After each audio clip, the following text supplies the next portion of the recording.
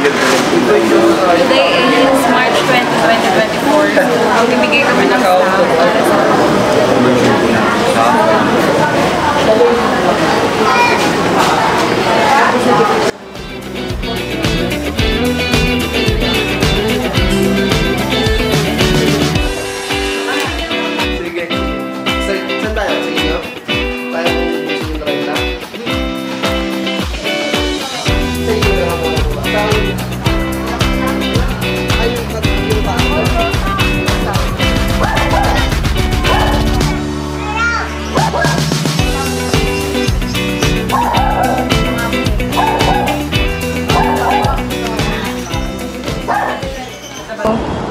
Hi guys! So, ngayon po ay pupunta kami sa San Andres. Kasi ngayon is the immersion. Tama! Arat na!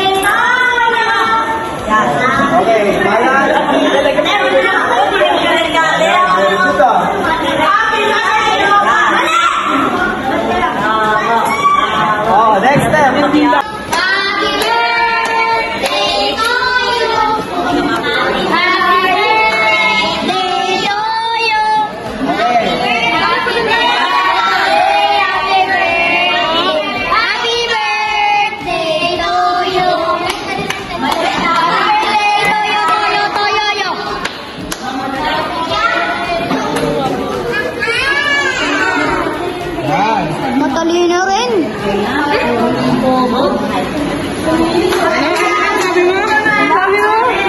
Sabi ko maganda ka. Ay! Para namang ano.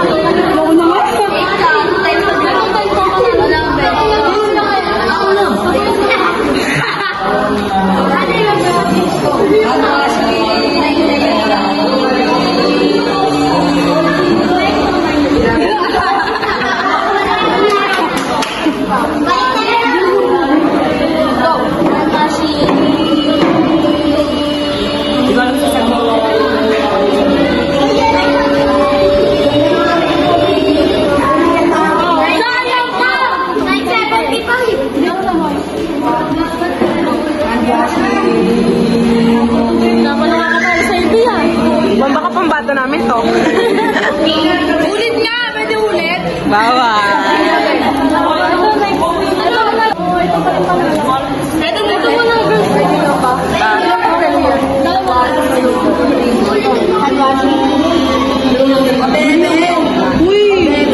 Hoy. Siyempre sikat yan. Ay.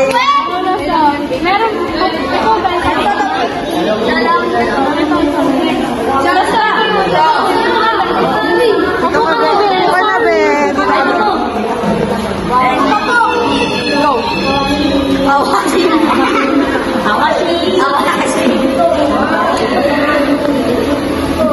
Hindi na nalilinan na.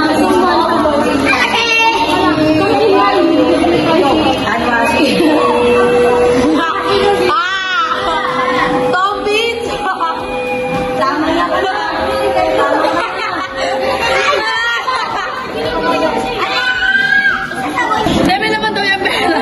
Secret. Wala na. Magkano ba yan?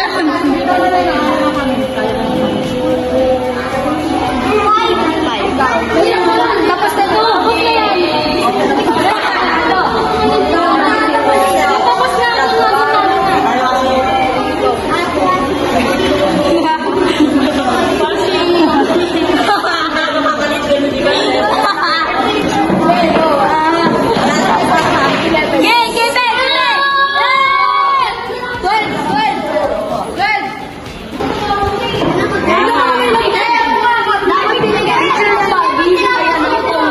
Picture kayo. Dapat binigyan mo ng 1, 2. So yun, una po sa lahat, nagpapasalamat po kami ang SK sa Sangguniang Kabataan ng Kapusin.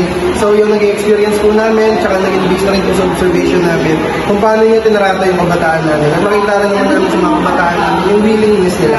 Kumbaga, ito, gagawin natin ito. Kasi alam namin may matututunan namin. Hindi natin na bata lang. Hindi. Kasi yung mga bata na yun, hindi po namin pinili. Usa po sila, gusto po nila ito. Kaya yun po. So, nakita rin namin kung paano yung pagtrato nyo nga po, hindi dahil lang sa grades nyo, dahil gusto nyo makuha yung grades nyo. Nakita namin na talagang galing sa puso ninyo yung ginagawa nyo. Yung pasensya, nakita ko naman, may mga batang mo ulit, hindi na wala. So, nakita ko yung haba ng pasensya ng mga estudyante. Sabi ko, magaling, hindi lang dahil sa grades, hindi dahil gusto nilang makatulong. So, ayun po, mula sa Barangay 767, kami po yung nagpapasalamat sa ginawa nyo aktividad na binigay nyo rin pong giveaway sa kanila. Yun po, sana po hindi pa po huli, sana magkita-kita po tayo sa mga ganito. Yes po. Service, community service, yun lang po at maraming salamat. Thank you, sir! Ayun, yung experience ko po dun sa immersion po na nangyari is despite na kahit ganun kainit makulit yung mga bata is naintindihan naman po namin sila at ang maganda naman din is nakikinig yung mga bata at talagang iniintindi nila kahit makulit sila minsan may nagkagulo pa nga. So ayun, maganda naman yung experience. Thank you. Ang experience ko lang dito ng immersion na to. So, maraming nangyayari yung mga nagkasuntuhan pa. So, kailangan din talaga ng proper na pag-handle sa kanila, paano mag-deal. So, yun ang gusto sa mga natutunan ko. Pangalawa is, natutunan ko rin na hindi mahalaga yung value ng tinutulong mo. So, maliit man or malaki, tulong is tulong pa rin. So, dapat mavalue mo pa rin yung tulong mo sa kanila kahit maliit ka lang yung itulong mo. Tapos, pangatlo, siguro yung